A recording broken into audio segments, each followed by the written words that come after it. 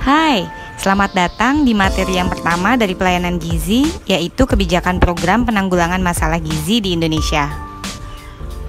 Sebelum kita masuk ke materi yang lain, teman-teman wajib mendapatkan materi tentang kebijakan program penanggulangan masalah gizi di Indonesia, supaya dapat mengerti dan memahami bagaimana kebijakan yang diambil pemerintah dalam bidang kesehatan dan gizi. Sehingga begitu teman-teman masuk ke materi pelayanan gizi yang lainnya, teman-teman sudah punya bayangan tentang bagaimana kebijakannya di pusat, kemudian ke level-level berikutnya ke provinsi, kabupaten, dan seterusnya sampai di lapangan, di puskesmas, tempat teman-teman nanti akan ditempatkan. Pada materi tentang kebijakan gizi ini, kita akan banyak mengupas tentang masalah gizi yang terjadi di Indonesia, kemudian apa penyebabnya, bagaimana kebijakan yang diambil, kemudian terkait dengan indikator RPJMN dan Renstra IKP dan IKK terkait gizi untuk tahun 2020 sampai 2024, standar pelayanan minimum di bidang kesehatan termasuk gizi, serta saat ini kan kita dalam masa pandemi ya, bagaimana di dalam masa pandemi ini kemudian menghadapi masa adaptasi kebiasaan baru, pelayanan gizi perlakuannya seperti apa, adakah perubahan dan penyesuaian di dalamnya. Oke, kita mulai dengan besaran masalah gizi di Indonesia. Masalah gizi di Indonesia masih menjadi PR yang besar bagi kita yang bekerja di bidang kesehatan dan gizi. Seperti halnya di dunia global yang saat ini menghadapi triple burden masalah gizi, kita di Indonesia juga sama. Menurut hasil Riskesdas tahun 2018, Indonesia punya 3 beban ganda. Yang pertama yaitu kekurangan gizi, diantaranya ada stunting sebesar 27,67% dari hasil survei status gizi balita Indonesia di tahun 2019. Kemudian ada juga wasting 10,2% dari Riskesdas tahun 2018. Ini menjadi masalah kesehatan masyarakat, karena kalau stunting batasannya adalah di atas 20% dan angka kita masih 27,67%. Dan bisa diartikan 1 dari 3 balita kita mengalami stunting. Kemudian masalah kelebihan gizi atau obesitas. Pada usia 18 tahun ke atas, itu angkanya naik kalau kita lihat di slide dari 14,8% pada tahun 2013 menjadi 21,8% pada tahun 2018. Kita juga dihadapkan pada kekurangan gizi mikro. Bila kita lihat di slide, itu masalah anemia pada ibu hamil meningkat dari tahun 2013 ke tahun 2018.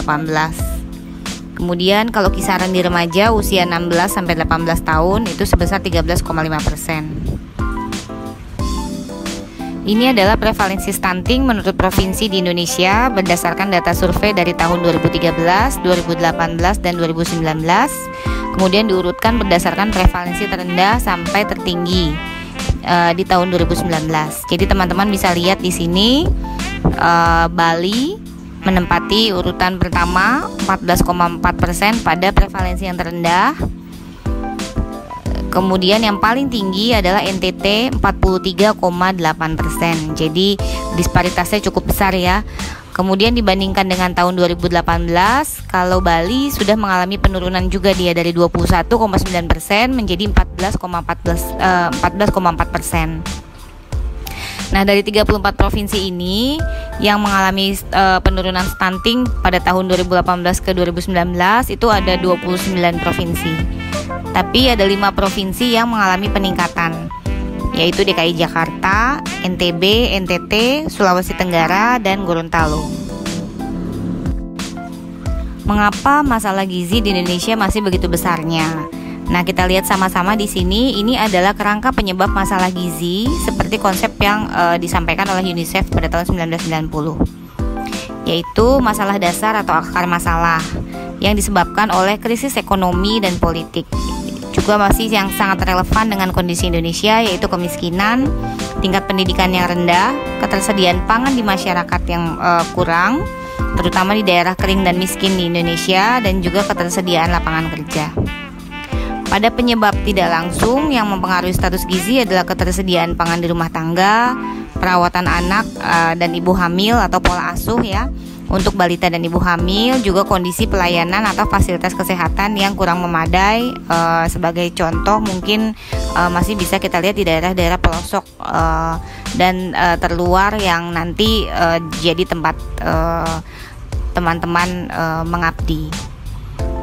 Nah, sebetulnya kalau dilihat dari penyebab langsungnya itu adalah tidak semata dari persoal makan saja, tapi juga ada penyakit infeksi yang akan mempengaruhi kesehatan anak-anak.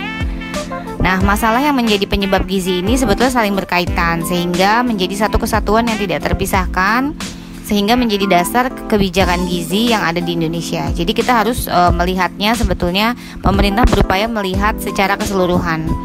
Masalah gizi ini bukan cuma perihal kurang makan saja, tapi multidimensional kalau kita lihat di sini. Kemudian intervensi yang diupayakan oleh pemerintah adalah melalui intervensi spesifik dan sensitif untuk meningkatkan perbaikan gizi masyarakat. Nah, nanti secara lebih rinci akan dibahas kembali di bagian stunting. Pada arah perbaikan gizi di Indonesia berdasarkan Undang-Undang Nomor 36 Tahun 2009 tentang Kesehatan, ditujukan untuk meningkatkan mutu gizi perorangan dan masyarakat, yang pelaksanaannya dilakukan melalui perbaikan pola konsumsi makan yang sesuai, perbaikan perilaku sadar gizi, peningkatan akses dan mutu layanan sesuai dengan standar pelayanan, serta peningkatan sistem kewaspadaan pangan dan gizi melalui surveillance yang baik sehingga deteksi dini dapat dilakukan untuk mencegah masalah gizi yang lebih parah. Nah, dalam hal ini, program gizi menjadi salah satu pelayanan UKM esensial di puskesmas. Nah, mengingat masalah gizi ini bukan sebatas asupan makan saja, melainkan masalah multidimensi yang cukup rumit ya, yang tadi kita sudah bahas di slide sebelumnya. Maka kerangka dari pendekatan upaya penanggulangan masalah gizinya juga harus multisektoral. Kita bisa lihat di sini untuk mendapatkan manfaat pada siklus kehidupan berupa penurunan angka kesakitan dan kematian bayi dan anak, peningkatan kognitif, motorik, sosial, emosional, peningkatan prestasi belajar dan kapasitas belajar, peningkatan kualitas orang dewasa dan penurunan obesitas dan PTM, serta peningkatan kapasitas kerja dan produktivitas. Itu dibutuhkan intervensi baik dari sisi gizi yang spesifik maupun sensitif, yang didukung oleh pembangunan lingkungan yang memungkinkan untuk penerapan intervensi-intervensi ini, atau kita sebutnya enabling factor-nya. Nah, kalau kita lihat di bagian tengah ini adalah bagaimana pengetahuan, kemudian sosial ekonomi itu sangat berdampak terhadap ketahanan dan ketersediaan pangan, mau di wilayah maupun sampai rumah tangga, kemudian pola asuh, akses terhadap lingkungan yang sehat, kemudian pencegahan terhadap penyakit infeksi, pemberian makan yang baik, stimulasi tumbuh kembangnya juga ada. Itu akan memberikan manfaat terhadap perkembangan dan perbaikan gizi yang optimal pada janin dan anak, sehingga tadi dimanfaat siklus kehidupannya bisa dicapai. Nah, untuk memaksimalkan ini, maka yang di sebelah kiri dan kanan ini teman-teman bisa lihat adalah berbagai program yang bisa dijalankan. Nah, ini akan dikupas lebih lanjut bagaimana kalau dari sisi kesehatan di bagian materi stunting, dan bagaimana kalau dari sisi di luar non kesehatan peran-perannya seperti itu. Tapi pada intinya memang intervensi gizi spesifik ini untuk dilakukan oleh bidang kesehatan. Kemudian yang intervensi gizi sensitif dilakukan di luar kesehatan, tapi tidak bisa secara terpisah, harus dilakukan secara konvergen atau bersama-sama dengan dukungan dari enabling factor tadi, yaitu adanya kebijakan dan program serta mobilisasi dari sumber daya lokal yang ada. Kalau dari sisi intervensi spesifik gizi, pendekatan dari siklus hidup yang dilakukan adalah kepada masa 1000 hari pertama kehidupan dan remaja. Jadi ada 6 intervensi kalau kita lihat di sini secara garis besarnya ya. Mulai dari promosi dan konseling pemberian makan bayi dan anak sampai tata laksana gizi buruk. Jadi dari mulai promotif, preventif, kemudian kuratifnya pun ada dengan strategi-strategi yang dibangun untuk menguatkan intervensi itu, seperti peningkatan kapasitas tenaga kesehatannya, kemudian peningkatan kualitas di programnya, penguatan edukasi gizinya, dan penguatan manajemen intervensi gizi di puskesmas dan di posyandu. Nah, kesemuanya ini diupayakan menjadi kesatuan dalam yang ditunjang dengan surveillance gizi. Intervensi-intervensi yang teman lihat di sini nanti akan kita bahas lebih dalam satu persatu pada materi-materi selanjutnya di bagian pelayanan gizi ini. Langkah kebijakan gizi yang diambil tentunya sudah sejalan dengan arah kebijakan RPJMN 2020 sampai 2024, yaitu meningkatkan pelayanan kesehatan menuju cakupan kesehatan semesta, terutama penguatan pelayanan kesehatan dasar atau primary health care dengan mendorong peningkatan upaya promotif dan preventif yang didukung inovasi dan pemanfaatan teknologi. Nah, di dalam percepatan perbaikan gizi masyarakat, strateginya dilaksanakan melalui peningkatan efektivitas intervensi spesifik yang tadi kita sudah bahas sama-sama, kemudian perluasan dan penajaman intervensi sensitif secara terintegrasi. Yang kedua, peningkatan intervensi yang bersifat life saving termasuk fortifikasi dan pemberian multiple micronutrien. Ketiga, penguatan advokasi, komunikasi sosial dan perubahan perilaku hidup sehat, terutama mendorong pemenuhan gizi seimbang berbasis konsumsi pangan atau food-based approach.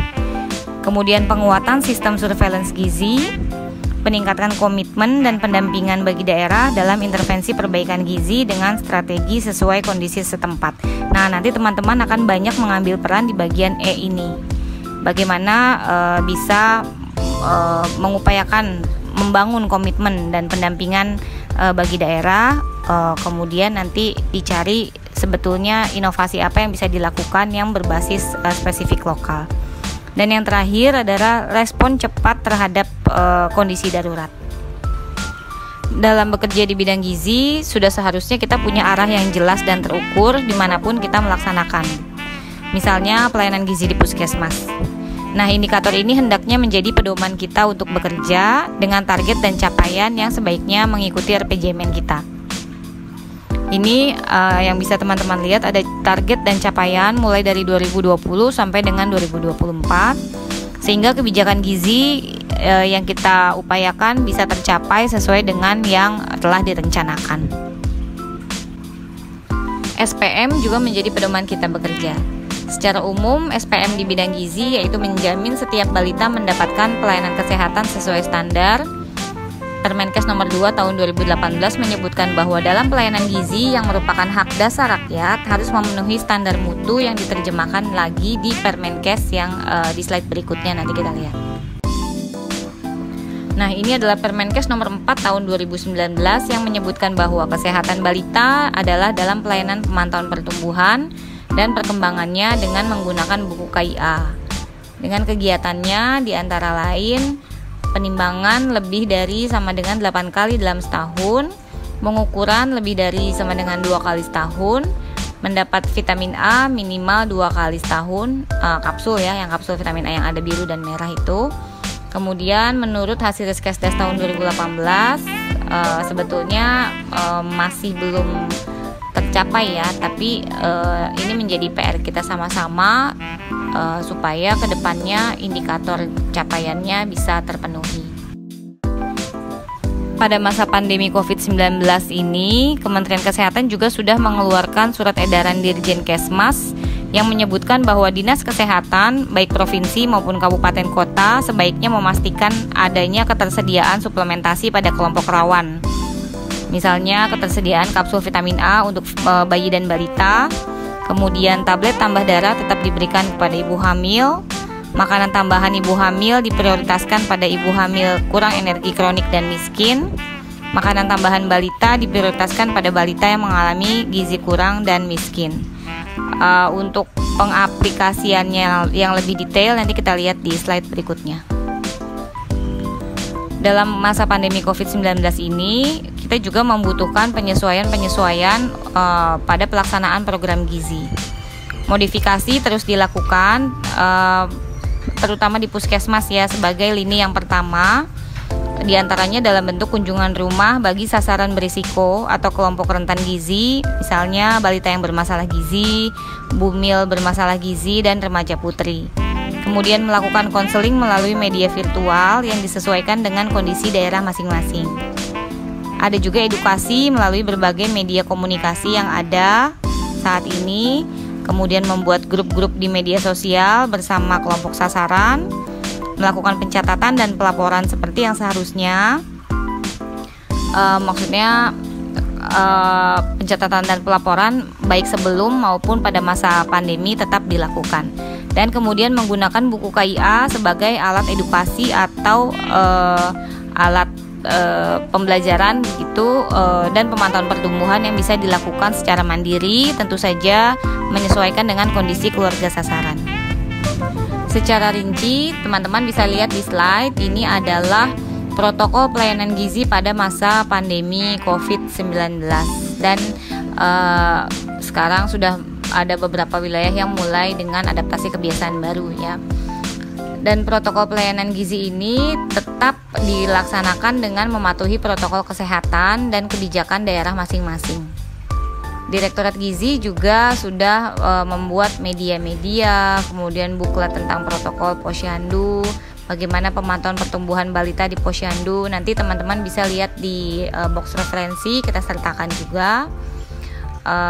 Ini di sini ada link materi yang bisa di-download juga terkait dengan pedoman gizi masyarakat. Jadi jangan khawatir, selain dari materi yang didapat melalui slide ini, teman-teman masih bisa dapat materi-materi dari referensi lain yang lebih lengkap untuk bahan bacaan berikutnya. Baik, dari materi kebijakan gizi ini kita bisa ambil kesimpulan bahwa penanggulangan masalah gizi merupakan prioritas dari pemerintah untuk meningkatkan kesehatan masyarakat dan meningkatkan SDM yang berkualitas di masa depan. Kemudian berbagai pendekatan dan intervensi pemerintah dalam meningkatkan gizi masyarakat sudah dilakukan, baik intervensi spesifik maupun sensitif. Kemudian arah perbaikan gizi juga tertuang dalam RPJMN. Petugas gizi mempunyai arahan dan pedoman kerja dalam bidangnya sesuai dengan SPM, dan dalam pelayanan gizi masa pandemi serta adaptasi kebiasaan baru sudah dilakukan penyesuaian-penyesuaian sesuai kondisi daerah masing-masing.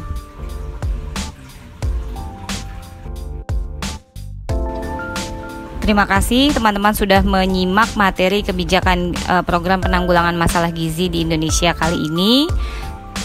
Kita bertemu lagi di materi berikutnya yang lebih fokus membahas tentang stunting dan intervensi-intervensi spesifik gizi lainnya.